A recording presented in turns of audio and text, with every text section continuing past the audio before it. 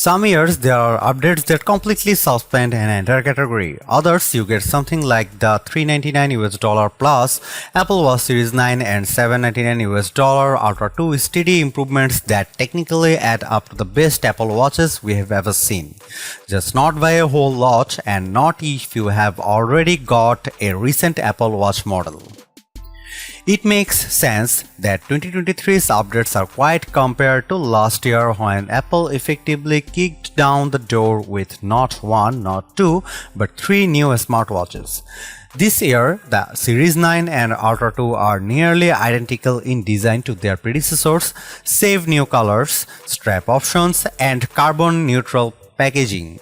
Instead, the big updates this year are the S9 SiP, the addition of a second-generation ultra-wideband chip, and watchOS 10. The former promises a 30% faster GPU and a 4-core neural engine with twice the performance of the Series 8. That in turn enables onboard Siri processing, greater power efficiency, and the handy double-tap gesture. The upgraded UWB chip enables precision finding, much like AirTags. Meanwhile, watchOS 10 reintroduces widgets to Apple's smartwatch landscape.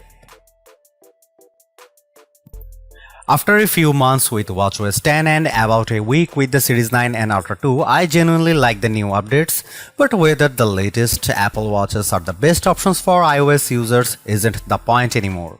The real questions are whether the new updates are worth the cost to upgrade, and if you are going to buy a new Apple Watch, which one makes the most sense for you. The Aluminum Series 9 comes in a new pink color, and as far as design goes, that's all that's visibly new. Otherwise, you are looking at the same design and 41mm by 45mm sizes as the Series 8 and the Series 7 before that. Pink is easily the best new color Apple's introduced for the watch in years. First, it's actually pink, unlike the green Series 7, which only looked green if the light hit just right. Second, this is the year of our queen and savior Barbie. Technically, it's more millennium pink than Barbie pink, but that's probably a good thing. Normally, I catch about how Apple shies away from saturated color, but the extra subtlety here makes for a more versatile watch. Depending on the strap, you can either emphasize or de-emphasize the pinkness for whatever the situation calls for. The Ultra 2 is even harder to differentiate from the Ultra. When I got my hands on at Apple Park, a representative advised I stow my Ultra in my bag lest I accidentally leave it behind. Even the back crystal on the Ultra 2 just reads Ultra, unlike the series watches, which always specify which series they are. This entire week, I have had really on very minimal signs of wear and tear on my original Ultra to tell these two watches apart. Even less visible is the fact that Apple is using more recycled materials in both the Series 9 and Ultra 2. The Sport Loop, for example, is made of 82% recycled yarn, up from 0%. The Aluminum Series 9 is made from 100% recycled aluminum, while the Ultra 2 is made from 95% recycled titanium. The speckled flex in silicone Nike straps you will see throughout this review are also recycled. Apple also sent me its fine woven strap, which is made of 68% post-consumer recycled material and is meant to act as a leather alternative because Apple doesn't do leather anymore. Fine woven is fine, it's kinda like suede, soft and little fuzzy. If you scrape it with a nail, it shows the scratch like suede would. It's hard to say whether it will develop a patina, as I simply haven't had it long enough, but I wouldn't recommend working out on it. I thought the strap was fetching on my stainless steel 45mm review unit, but the texture was a lot more polarizing among my co-workers. Most said they weren't fans but couldn't attribute why. If you are debating getting one, I would swing by an Apple store first to get a feel for it first. I never like it when gadget companies say a new processor makes things a lot better, unless you have a very laggy device.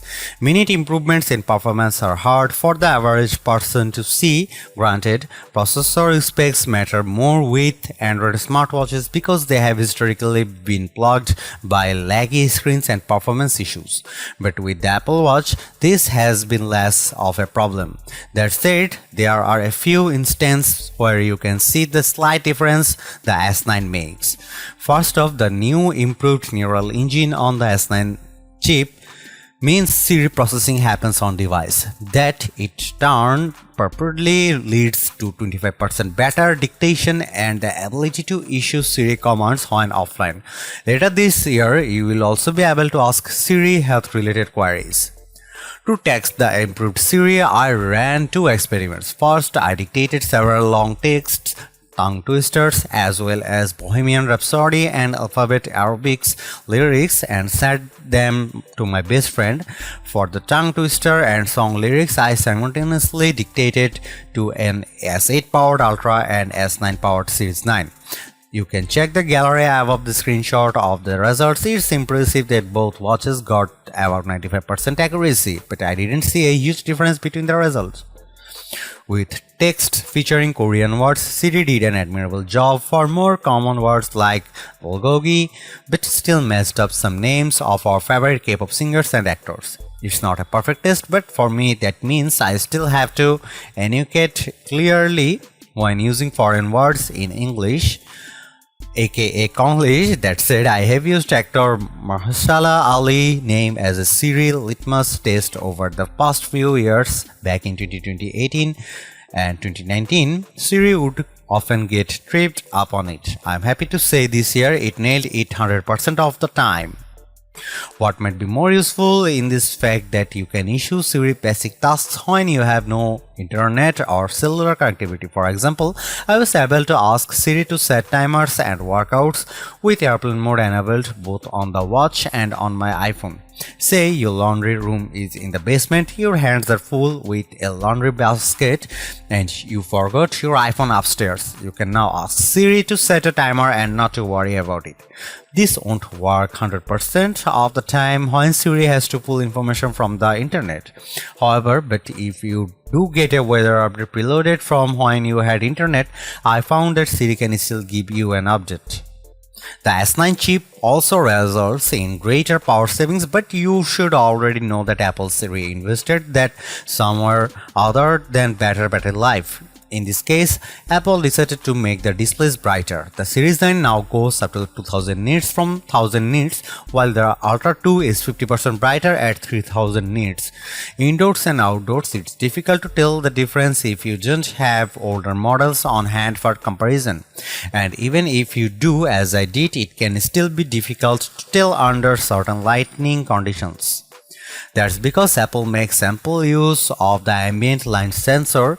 Just because you can manipulate the Series 9 or Ultra 2 to go up to a maximum brightness doesn't mean the watch is giving you everything it's got. It's dependent on your environment, which is to give your eyes a break and save battery. You are most likely to see the difference outside on a very sunny day. Perhaps the most novel update to the Series 9 and Ultra 2 is the double tap gesture.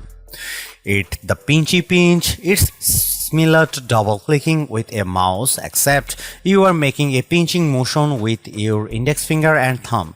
It will come via software updates sometime in October, but Apple sent us a separate Series 9 loaded with a beta version of the feature, so I could give it a whirl. Technically speaking, this tech isn't new. The watchOS 8 Apple debuted Assistive Touch, an accessibility feature for those with limb differences, and Double Tap uses the same underlying technology.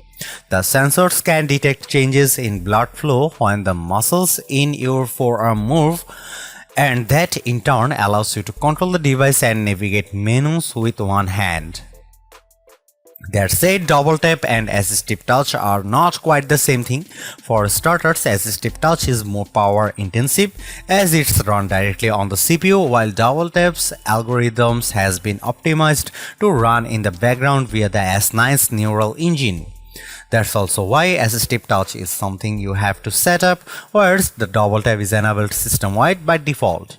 Plus, assistive touch supports a wider range of gestures like a single tap or fist flange, and you can customize what certain gestures do. It has to be that way because it's designed for you to navigate the entire Apple Watch single-handedly. Double tap is meant to be more contextual way to handle the primary actions of an app. For example, say you get a text, if you double tap it will bring up the ability to reply via voice messages. Double tapping again will send the message. For a timer, double tapping once will pause the timer. Doing it again will unpause it. When the timer goes off, pinching will stop the timer. I have also used it to control the camera shutter, control my music, snooze alarms, scroll through watch times, widget stack, and answer or end calls. This is an excellent feature, but it's not without its quirks. For the one thing, it comes with a learning curve. For it to work, you must first to do the raise to wake gesture. You also have to learn the timing. Too fast or too slow won't work, and between selecting actions there's slight pause. When I was first trying out demos at Apple Park, I was definitely too fast and aggressive. Once I have got my review in it, however, I got the hang of it relatively quickly. It's also not the best at multitasking. If you navigate away from a timer, for example, you won't be able to just double tap to pause or restart while it's running in the background. Once it goes off, you can double tap again since it's back at the forefront. The same goes for snoozing alarms. You will probably have to use Siri or your other hand if you have got lot going on at once. Another thing, I wish it were slightly more customizable. Apple designed this to be intuitive, but not everyone will think double tap ought to be the same thing. I get why in the Messages app the gesture will bring up a voice reply. However, I would love if I could use it to scroll through quick text replies, select one and send it. Apple is aware of this, as you can customize what the double tap will do for music playback and the smart widget stack. For instance, you can decide whether the gesture will pause or play a track or skip it. For the smart stack, you can decide between scrolling through widgets or selecting the first one you have got pinned up top. Overall, there's more to like about double tap than not. It quietly literally turns the Apple Watch from a two-handed device into one that can be used single-handedly like a smartphone. If you have got an Apple Watch, then you have undoubtedly had an instance when your hands were occupied and you had to use your nose to select a button. This solves that. Frankly, I firmly believe it will change the way we interact with wearables going forward. I also dig that you don't have to use your index finger. The feature also works with your middle finger and pinky fingers, though it may not work quite as well with the later two. Even so, it's greater that you have alternatives in the event you lose or break your index finger. Apple isn't the first to come out with a gesture-based smartwatch feature. Samsung has also something very similar to assistive touch for its Galaxy watches. That said, Apple's taking it a step further and making this part of the default system interface. It's a powerful example of how much accessible design benefits everyone. I hope Apple continues to iterate and improve on this feature and that other smartwatch makers follow suit. Some of us never misplace our phones. Precision finding on the Series 9 and Ultra 2 is not for those people. This is for those of us who ring our phones multiple times a day and lose them in odd places. True story, I once left my phone inside my fridge while dazed, hungry and confused at the height of the COVID-19 pandemic. Precision finding on the Apple Watch is similar to how you find AirTags with your phone. At first, it brings up the control panel and ring your phones like normal. Once you are within range of your phone, you will see an approximate distance and some directional guidance. When you are within 6 feet, you will hear another beep from your phone. To test the feature, my co-worker sent me on a scavenger hunt in our office. He hid an iPhone 14 Pro Max paired with an Ultra in one area and an iPhone 15 paired with a Series 9 in another. Although I heard the iPhone 14 Pro Max ring first, it was incredibly faint and I didn't really have a clue where it could be. After meandering around, the Series 9 was able to pick up a signal once I was within roughly 50 feet. It was super easy to find my iPhone 15. After that, the whole thing only took about 3 minutes. Finding the iPhone 14 Pro Max was trickier since I had rely on sound. Our office layout is maze-like, so my Ultra lost connection fairly frequently because of all the walls. It took about double the time to find the iPhone 14 Pro Max. We also tested the feature outside, and this time the range extended to roughly 80 feet on an account of all the open space. That said, it had a hard time getting a precise lock when my friend was actively moving around with the iPhone 15. Instead, an icon pops up letting you know that the phone is currently in motion. In other words, this feature works better if your phone is stationary. But as much as I love this feature, it requires that your phone also has the new second generation UWB chip, which means it's limited to the iPhone 15 lineup. So if you plan on upgrading only your Apple Watch, this isn't a feature you are going to have right away. Also, for now, it's limited to your phone only. You can't use this Find an AirTag with your Series 9 or Ultra 2. Iterative updates aren't bad, they are just not flashy, but that's the biggest problem facing the Series 9 and Ultra 2.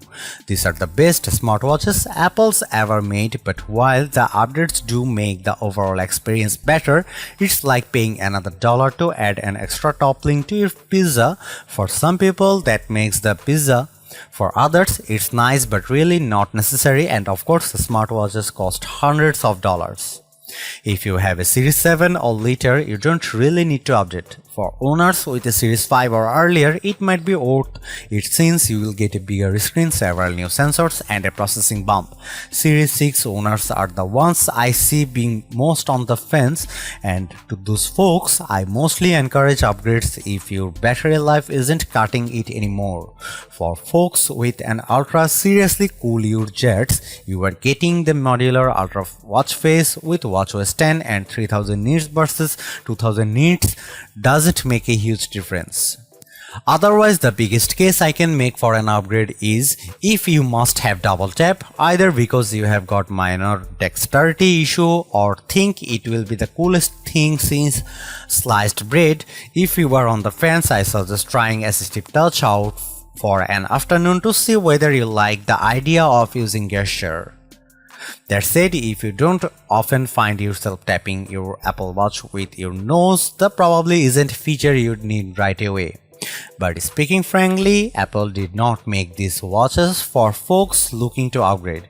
It made them for people who don't have an Apple Watch already, and it's still true that the majority of people buying Apple Watches each year are new to the platform. For those folks, these are the latest and greatest. Well, until next year.